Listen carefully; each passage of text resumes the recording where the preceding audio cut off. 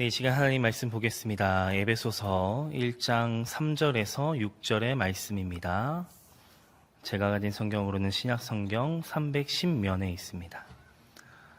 에베소서 1장 3절에서 6절의 말씀, 우리 4절의 말씀 저와 여러분들이 한 절씩 교독하여 읽도록 하겠습니다. 찬송하리로다 하나님, 곧 우리 주 예수 그리스도의 아버지께서 그리스도 안에서 하늘에 속한 모든 신령한 복을 우리에게 주시되, 곧 창세전에 그리스도 안에서 우리를 택하사 우리로 사랑 안에서 그 앞에 거룩하고 흠이 없게 하시려고 그 기쁘신 뜻대로 우리를 예정하사 예수 그리스도로 말미암아 자기의 아들들이 되게 하셨으니, 이는 그가 사랑하시는 자 안에서 우리에게 거저 주시는 바 그의 은혜의 영광을 찬송하게 하려는 것이라. 아멘. 이는 하나님의 말씀입니다. 우리 앞뒤 좌우에 있는 분들과 얼굴을 보며 이렇게 인사하면 좋겠습니다. 은혜와 평강이 있는 한 주를 보내고 오셨습니까? 인사해 보겠습니다. 은혜와 평강이 있는 한 주를 보내고 오셨습니까? 네, 여러분들 인사하면서 얼굴 보니까 어때요? 은혜와 평강이 흘러넘치는 얼굴들입니까? 아니면 고민과 고난이 많은 얼굴들을 많이 하고 오셨습니까? 불과 일주일 전에 우리 말씀 제목이기도 했는데요.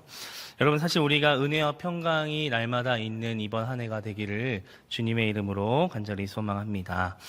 여러분, 우리는 이 자리에 있는 이유가 참 다양할 수도 있어요. 여러 가지가 이유가 있겠지만 우리가 먼저 알아야 할 것은 그 누구의 인도로 이 자리에 앉아 있어도 결론은 무엇입니까? 하나님의 인도하심이라는 것은 변함없는 사실이라는 것이에요. 우리가 그러한 고백이 먼저 흘러나와야 된다는 것이에요. 누구의 전도로, 누구의 인도하심으로 나와 있는 것이 아니라 하나님의 인도하심이라는 그 고백이 우리의 삶 가운데 있어야 된답니다. 그렇기 때문에 우리는 그 은혜를 입은 사람이라면 그 은혜에 대해서 신실함으로 반응하는 삶을 살아가야 된다는 것은 맞는 것이죠. 여러분, 이 반응에 대해서 한 가지 좀 예시를 들어드릴게요. 이 마이크를 예를 들어 한번 들어드리겠습니다. 여러분, 이 세상에 마이크는 정말 수도 없이 많습니다. 어디를 가나 마이크를 구매할 수 있고 찾을 수 있고 이것을 구매할 수 있습니다. 하지만 이 마이크가 교회에서 사용되어지는 순간 활용하는 방법이 달라지죠. 하나님의 일을 위해 사용되어지는 물건이라고 얘기합니다. 즉 성물이라고 표현되어지죠. 여러분, 그래서 저와 여러분들의 삶도 마찬가지라는 것이에요. 우리가 하나님을 믿는다의 고백이 흘러나오는 것이 끝이 아니라 우리의 각자의 삶에서 그 은혜 안에서 그 은혜에 대해서 신실함으로 반응하는 삶으로 이어져야 한다라는 것입니다. 즉 그렇게 반응하는 자만이 그 은혜를 영원히 누릴 수 있게 된다는 것입니다. 즉 우리는 우리에게 그 주신 사명을 잊지 않고 살아가야 한다는 것은 분명한 사실이라는 것이에요.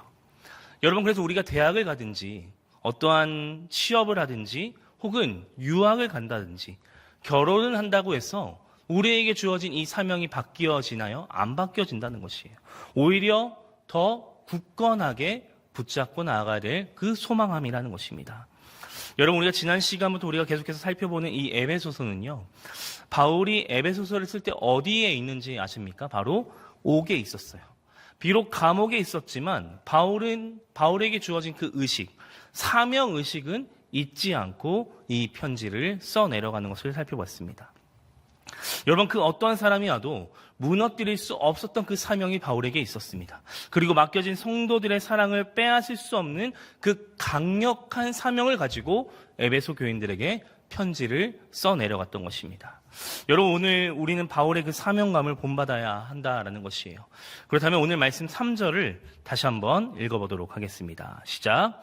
찬송하리로다 하나님, 곧 우리 주 예수 그리스도의 아버지께서 그리스도 안에서 하늘에 속한 모든 신령한 복을 우리에게 주시되. 아멘.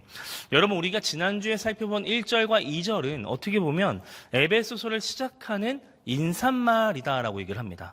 여러분, 그래서 에베소서를 진짜로 시작하는 구절이 바로 3절의 말씀부터 시작한다라고 얘기합니다. 여러분, 그래서 3절의 말씀은 어떻게 시작하고 있습니까? 찬송하리로다라고 시작하고 있습니다. 여러분 한번 잘 생각해 보세요. 지금 바울이 어디에 있습니까? 인사말을 끝내자마자 바울의 고백이 뭡니까? 옥에 있는 상황임에도 불구하고 찬송하리로다라는 고백이 나오죠.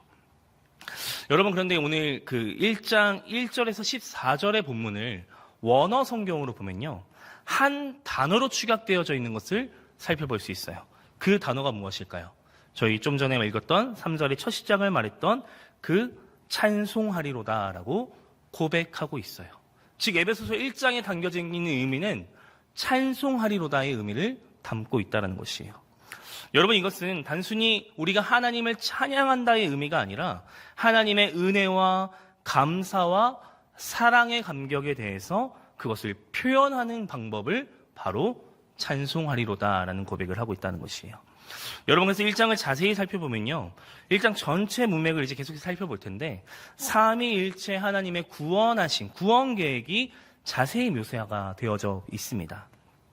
특별히 오늘 본문인 3절과 6절은 성부 하나님의 구원 계획이 담겨져 있죠. 그리고 성취가 담겨져 있고요.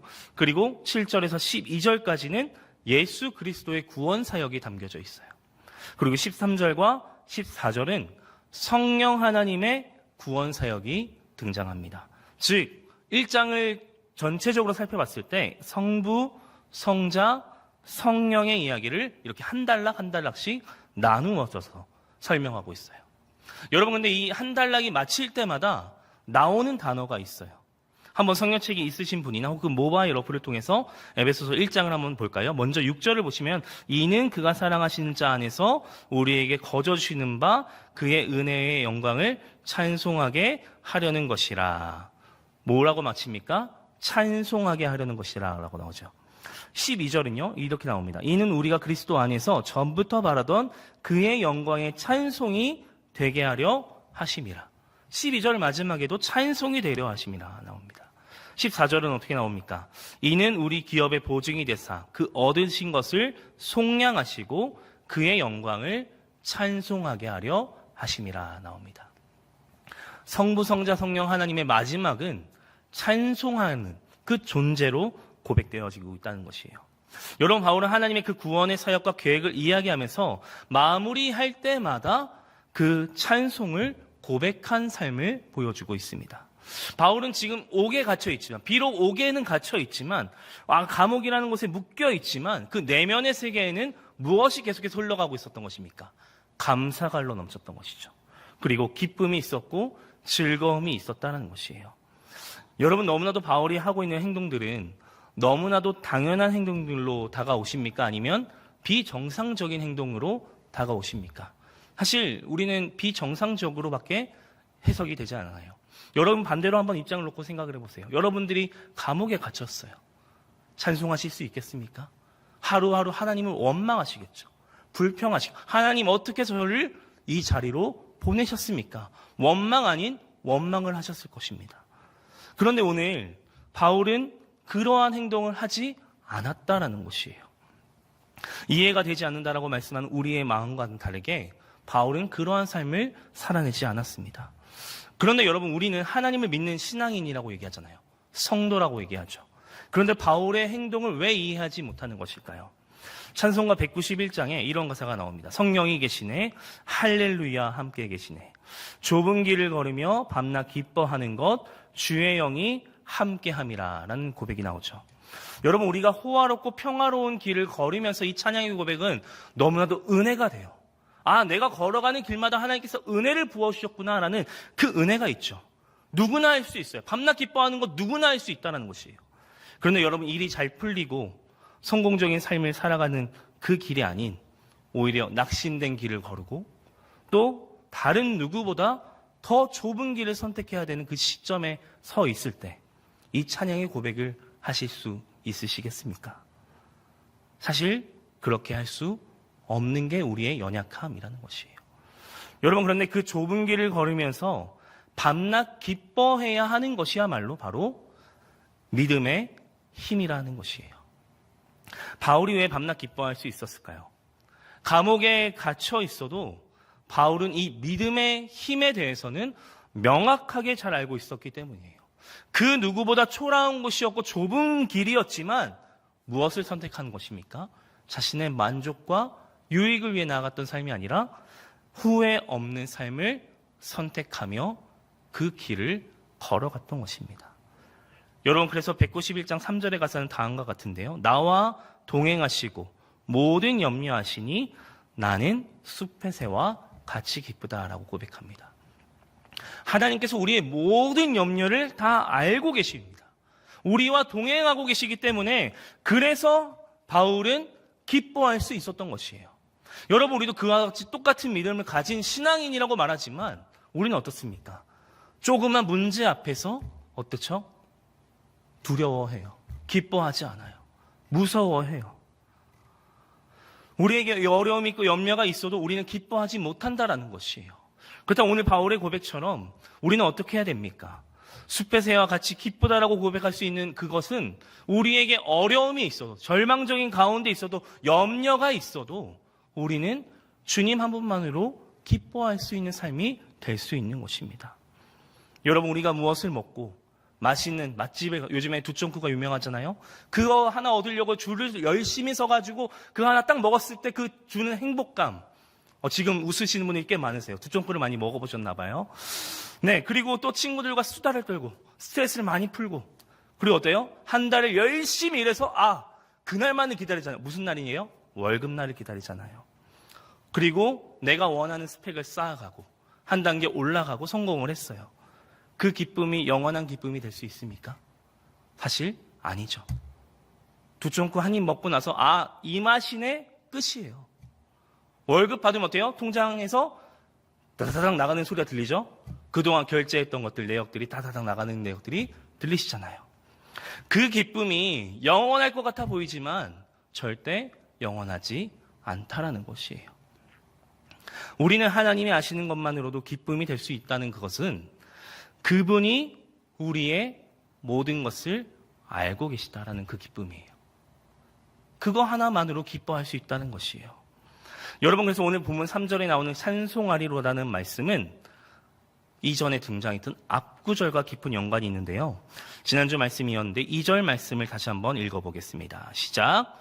하나님, 우리 아버지와 주 예수 그리스도로부터 은혜와 평강이 너희에게 있을지어다. 아멘. 여러분, 우리가 교회를 다니게 되면 제일 많이 듣게 되는 말이 뭔지 아세요? 주님 사랑합니다보다 더 많이 하는 말이 있어요. 뭡니까? 은혜 받았습니다. 은혜로운 그런 찬양입니다라는 말을 하죠. 즉, 제일 많이 듣게 되는 단어가 은혜라는 단어예요. 그런데 여러분, 이 은혜라는 말은요, 우리의 감정이 담겨져 있는 감정적인 표현이 아니었어요. 글자 그대로 설명한다면 무엇인지 아십니까? 자격 없는 자들에게 주시는 하나님의 선물이었어요. 그것을 바로 은혜라고 고백하는 것이죠. 그래서 사도 바울은 이 은혜에 대해서 에베소서 2장 8절에 이렇게 고백을 하는데요. 우리 같이 한 목소리로 한번 읽어보겠습니다. 시작. 너희는 그 은혜에 의하여 믿음으로 말미암아 구원을 받았으니 이것은 너희에게서 난 것이 아니요 하나님의 선물이다. 아멘. 뭐라고 얘기합니까? 하나님의 선물이래요. 은혜는 우리가 감정에 충만해서 뭔가 감격적인 일들이 일어났을 때 고백하는 것이 아니라 자격 없는 자에게, 내가 그 은혜를 받을 수 있는 자가 아닌데 그 은혜를 주신 거예요. 누구를 통해서요? 하나님의 선물을 통해서 그 은혜를 주셨다는 것입니다. 여러분, 그래서 에베소서 1장 2절에 은혜와 붙어있는 평강은 자격 없는 하나님의 은혜가 내게 입혀질 때 그 평강은 자연스럽게 따라오게 되어 있다는 것이에요. 은혜로 인해서 우리가 잃어버렸던 그 관계가 회복이 되니까 무엇이 자연스럽게 찾아오는 겁니까? 내 안에 평안함이 찾아오는 것이에요. 내 안에 즐거움이 찾아오는 거예요. 내 안에 기쁨이 넘치는 거예요. 내 안에 모든 상황 가운데, 우리 삶의 환경 가운데 변하지 않는 삶을 바라보는 것이 아니라 내가 하나님의 은혜를 입은 자가 됐어요. 그러면 내 안에 기쁨이 넘치는 거예요. 내 안에 평강이 가득 넘친다는 것이에요. 여러분, 그래서 2절의 말씀을 읽을 때 중요한 것은 순서예요. 뭡니까? 먼저 평강이 올 수가 없어요. 은혜가 먼저 와야 돼요. 하나님의 선물이 우리에게 주어질 때 그 전적인 부르심으로 인하여서 은혜를 입고 평강을 입는 자가 될 수 있다는 것입니다. 그래서 하나님 우리에게 먼저 평강을 주시지 않아요. 여러분, 하나님을 끝까지 신뢰하는 그 시간까지 우리에게 평강이 있습니까? 사실 아니죠. 오히려 더 두려움이 많아요. 생각이 많고 하나님을 믿는데 왜 변하지 않는지 이해되지 않는 사건들이 찾아올 때가 있다는 것이에요.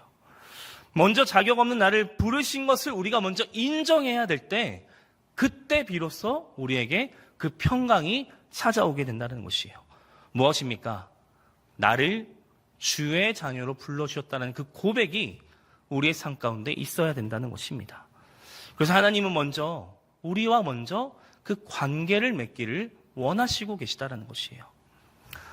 여러분, 그래서 우리의 삶의 무게가 힘들고 혹은 너무나도 평안할지라도 하나님의 자녀된 자들에게 주시는 그 선물, 그 샬롬, 평강을 놓지 않고 살아가신 저와 여러분들의 인생이 되시기를 간절히 소망합니다. 여러분, 그럼 이러한 맥락 가운데서 이 바울과 같은 그 은혜의 삶, 믿음의 삶을 살아내려면, 찬양하는 삶을 살아내려면 우리에게 필요한 두 가지의 영역이 있을 것입니다. 첫째는요, 우리의 시야가 넓어져야 돼요. 우리의 시야가 넓어져야 돼요. 3절 후반절을 보면 이렇게 나오죠. 하늘에 속한 모든 신령한 복을 우리에게 주시되라는 말씀이 나옵니다. 여러분, 여기에서 나오는 하늘에 속한 신령한 복은 이 땅에 속한 복과는 대비되는 개념으로 나오는 개념이에요. 그래서 흔히 세상의 사람들이 갖고 있는 복은 무엇이에요? 물질적인 복이에요. 내가 이것만 채우면, 내가 이 자리에만 올라가면, 내가 이러한 스펙만 쌓으면 받는 그 물질적인 복을 뜻해요. 가시적인 복이라는 것이에요. 그게 땅의 것이라는 것이에요. 그런데 바울은 그 가시적인 복 말고, 땅의 복 말고 영적인 복, 즉 하늘에 속한 복까지도 누릴 수 있는 시야가 우리에게 있어야 된다는 것을 얘기해 주고 있죠. 여러분, 제가 지금 말씀을 드리는 것은 이 땅의 복을 포기하면서 살아가는 것이 아니에요. 바울이 말하고자 하는 것은 그것 너머에 계시는 하늘의 신령한 복을 바라보라는 것이에요. 여러분, 어때요? 우리가 돈이 있을 때도 있고 없을 때도 있어요. 근데 돈이 있을 때는 하나님께 감사하지 않아요. 오히려 그냥 무난하게 지나가죠. 근데 이게 조금씩 줄어들면 하나님께 기도를 합니다. 근데 돈이 없어져요. 그럼 어때죠? 하나님께 불평하잖아요. 우리의 이런 순환적 구조가 있지 않습니까? 이 땅의 것만 바라보기 때문에 하늘의 그 신령한 복을 바라보지 못한 우리의 연약한 신앙이, 우리의 연약한 믿음들이 있었다라는 것이에요. 즉, 우리가 하늘의 신령한 복까지 누릴 수 있는 시야를 가진 사람이 되면, 바울은 일시적으로 감옥에 갇혀 있지만, 감옥에 들어가 있지만 기뻐할 수 있는 거예요. 내 삶을 탓하지 않는 거예요. 내 환경을 탓하지 않는 거예요. 그 모든 것을 다 빼앗겼잖아요. 감옥에 들어가 보세요. 아무것도 없잖아요. 입는 옷도 없고 집도 없고 차도 없고 어떠한 자리도 없는 자리잖아요. 근데 그 자리에서 기뻐할 수 있는 것은 그 모든 것을 다 빼앗긴다 할지라도 빼앗기지 않는 한 가지가 있는 거예요. 뭐예요? 하나님을 향한 그 기쁨. 하나님이 나를 구원해 주셨다는 그 구원의 기쁨이 바울에게 있었던 것입니다. 여러분, 축구를 좋아하시는 분들이 계실지 모르지만 저는 축구를 정말 좋아합니다. 잘하진 못하지만 축구를 좋아해요. 여러분, 축구 가운데 중요한 기술이 하나 있어요. 제일 중요한 것은 물론 개인적인 신체적 밸런스와 기술들은 너무나도 그냥 기본이겠죠. 더 중요한 것이 있어요. 뭔지 아십니까? 시야입니다. 좁은 시야를 가지고 있으면 저 멀리 비어있는 우리 편 사람을 바라보지 못해요. 공만 바라보고 있는 거예요. 이 공을 어떻게 패스할지를 바라보지 못하는 거예요. 그냥 내 앞에 있는 공만 바라보고 있으니까 시야가 넓혀지지 않는 것이에요. 그래서 세계적인 축구 선수들을 보면 기술도 좋을 때도 있고 화려한 뭔가 발재간이 있을 때도 있어요. 그런데 바로 옆에 있는 그 빈 공간을 보는 시야가 있기 때문에 세계적인 축구 선수들이 등장하는 것이에요. 여러분, 신앙도 이와 같습니다. 복음서에 등장하는 그 팔복의 말씀을 읽어보면 우리의 믿음의 시야를 넓히는 것을 계속해서 예수님께서 이야기해주고 있어요. 그들이 바로 천국의 백성이 된다라는 것을 결론적으로 맺고 있죠. 그것이 바로 우리가 가진 믿음의 힘이다라고 말하고 있는 것입니다. 여러분, 이 자리에 있는 저와 여러분들이 가진 그 신앙의 시야가 이 땅에만 머무르는 시야가 되지 않기를 원합니다. 그것을 뛰어넘어서 하늘에서 내리는 그 신령한 복을, 그 신령한 은혜가 우리를 감싸고 그 은혜대로 걸어가시는 저와 여러분들의 인생이 되시기를 간절히 소망합니다. 여러분, 두 번째는요, 바울과 같은 그 믿음의 삶을 살아가려면 믿음의 야성을 회복해야 돼요. 여러분, 바울을 보십시오. 너무나도 어려운 환경이에요. 복음을 전달할 수 있는 환경이 절대로 아닌 거예요. 그런데 뭐예요? 그 환경에 굴하지 않고 불구하지 않고 떳떳하게 나아갔던 바울의 야성이 등장하죠. 여러분, 오늘 신앙생활을 하는 우리들은 사실 이 부분이 많이 약해져 있어요. 한 가지 예를 들어 드릴게요. 여러분, 선교사님들을 보면 그런 생각이 들지 않습니까? 말도 통하지 않고 식생활도 다르고 어려움이 많은데 어떻게 그 나라에 가서 그 행복을 추구하려고 한 것도 아니고 온전히 하나님의 말씀을 전하기 위해서 그 자리로 나아갔던 그 선교사님들을 보면 오늘 바울과 같은 그 믿음의 약성, 즉 담대함이 그들에게 있었던 것입니다. 로버트 박이라는 미국 시민권자를 가진 신앙을 가진 한국인이 있었습니다. 그 청년은 나이가 28살에 북한의 인권을 위해 북한으로 넘어간 한 청년이에요. 여기도 28살 되신 분들이 계시죠? 똑같은 그 젊은 친구가 본인의 죽음을 통해서 온 세계가 북한의 현실을 주목하길 바란다라는 마음으로 그리고 북한으로 떠났습니다. 여러분, 그런데 이런 이야기가 접하면 우리는 어떻습니까? 세상의 많은 사람들이 정말 저 사람 바보 아니야? 저렇게 몰상식한 행동을 할 수가 있어? 정말 수많은 안티들의 소리들을 계속해서 댓글을 달려들 것입니다. 놀라운 일은 그 로버트 박에게 아무도 그 일을 향해 소리치는 사람이 없었어요. 왜 없었을까요? 바로 그 사람은 죽으러 그 땅에 들어갔기 때문이에요. 여러분, 여기서 우리가 깨달아야 하는 것은 무엇일까요? 선교사님들처럼 믿는 우리가 진짜 죽어야 하는 신앙생활을 함을 말하고 있는 것일까요? 네, 맞습니다. 우리가 죽어야 한다는 것이에요. 여러분, 제가 여기서 말하는 죽음은요, 우리의 생명의 죽음을 말하는 것이 아니에요. 로버트 박처럼 죽음을 선택해서 저 선교사가 되라는 것이 아니에요. 모든 것을 다 내려놓고 여러분 다 목회자 되십시오라고 얘기하는 것이 아니라는 것이에요. 우리가 예수님을 위해 좁은 길로 나아가서 후회 없는 그 신앙의 레이스를 걸어가야 한다는 것을 얘기하는 것이에요. 세상과 성공, 부와 명예, 쾌락 너무나도 좋습니다. 하지만 우리는 세상의 사람들과 별 차이 없이 그냥 살아갈 때가 있어요. 딱 하나 다르다면 뭡니까? 교회에 나오는 것, 하나님께 기도하는 것, 그리고 하나님을 알아가는 것, 그 사람 중에 한 명이라는 것 외에는 큰 차이가 없을 수도 있습니다. 하지만 여러분, 깨달아야 합니다. 그 믿음의 힘은요, 믿음의 담대함이라는 것은 누구 앞에서나 어디에서나 어떠한 자리에서나 크리스천으로 당당한 그리스도인으로 살아가는 것을 말하고 있어요. 여러분, 사실 교회 다니면 이런 말이 있죠. 교회 다니면 뭐 하면 안 되고, 뭐 하면 안 되고, 뭐 하면 안 되고, 안 되는 것 투성이에요. 교회 다녀야 되는데 뭘 하지 말라는 것들이 너무나도 많은 조항들이 있어요. 그런데 우리는 교회에만 나오면 어떻습니까? 그것을 하지 않는 사람인 것처럼 마치 가면을 씁니다. 신실한 하나님을 의지함으로 벗어지는 가면이 아니에요. 믿음의 담대함으로 얻어지는 가면이 아니라 누구를 의식하는 거죠? 하나님이 아닌 사람을 의식하는 거예요. 저 사람이 나를 어떻게 볼까를 무서워하는 거예요. 하나님을 더 두려워함에도 불구하고 나는 사람의 시선들을 불편해할 수 있다는 것입니다. 그렇기 때문에 우리는 한 번의 예배를 드림으로 말미암아 우리가 크게 변화되지 않는 삶을 살아갈 수도 있어요. 한 번 은혜를 경험했다고 해서 믿음의 조상들처럼 살아갈 수도 없을 것입니다. 여러분, 우리가 수련을 통해서 혹은 예배를 통해서 은혜를 경험하고 터닝 포인트를 경험해요. 그렇지만 어떻습니까? 완벽한 변화의 모습으로 살아가고 계십니까? 불과 작년 우리가 8월에 받은 그 은혜의 말씀들, 수련의 말씀, 결단했던 말씀들 살아가고 계십니까?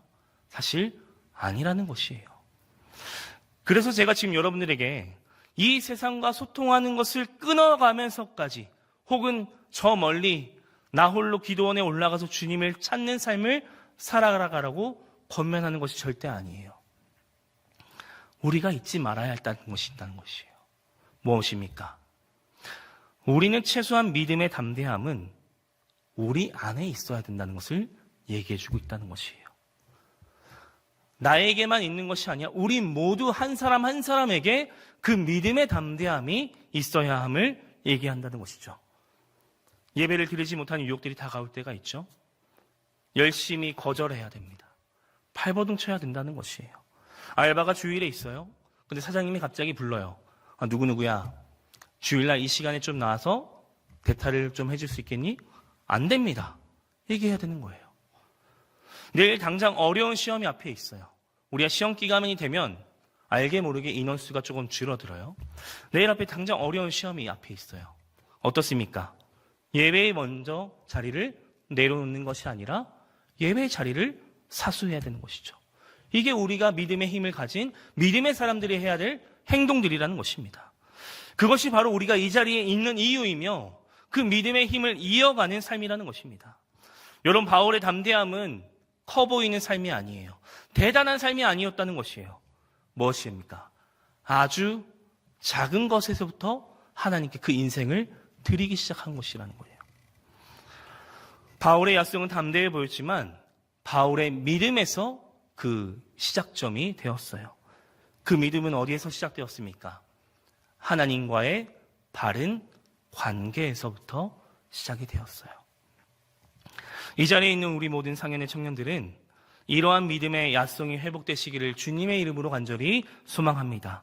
나에게 허락하신 그 자리가 당연한 것이 아니에요. 지금 여러분들이 이 자리에 앉아 있는 것이 당연한 것이 결단코 아니에요. 무엇입니까? 하나님의 선물이에요. 그렇잖아요. 여러분들 주위를 다 살펴보세요. 교회를 다니지 않는 수많은 사람들이 있지 않습니까? 근데 우리는 왜 이 자리에 있을 수 있을까요? 여러 가지 유혹들이 다가옴에도 불구하고 왜 우리는 이 자리를 지키면서 걸어갈 수 있는 것입니까? 그것이 바로 하나님의 은혜이기 때문이라는 것이에요. 그래서 우리는 나에게 자리가 허락하신 그 자리가 당연한 자리가 아니라 하나님의 은혜임을 날마다 고백하셔야 돼요. 그리고 세상적인 복에만 우리의 좁은 시야가 몰려있는 것이 아니라 저 하늘의 신령한 복을 바라볼 수 있는 그 넓은 시야가 우리 안에 있어야 됩니다. 그리고 더 나아가서 어려운 상황이 찾아올 때마다, 이 신앙을 지키기 어려운 상황이 찾아올 때마다 굴하지 마시고 우리의 믿음을 지키며 떳떳하게 믿음 위에 굳건하게 서가는 저와 여러분들이 되시기를 주님의 이름으로 간절히 소망합니다. 말씀을 맺겠습니다. 여러분, 오늘 말씀을 통해서 여러분들이 지금까지 믿었던 그 믿음을 한번 되돌아보시기 바랍니다. 지금까지 신앙생활을 했던 그 신앙의 레이스들을 한번 점검해 보시길 바랍니다.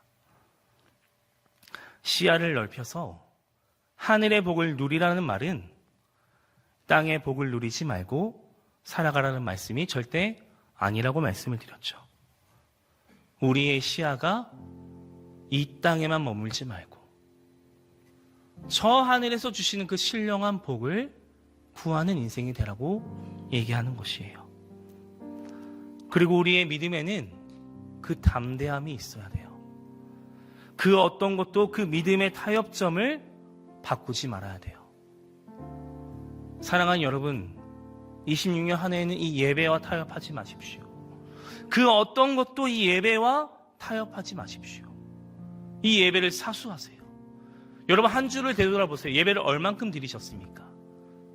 사실 주일밖에 없을 때가 많지 않습니까? 그러한 인생이라면 더더욱 사모하십시오. 사수하세요.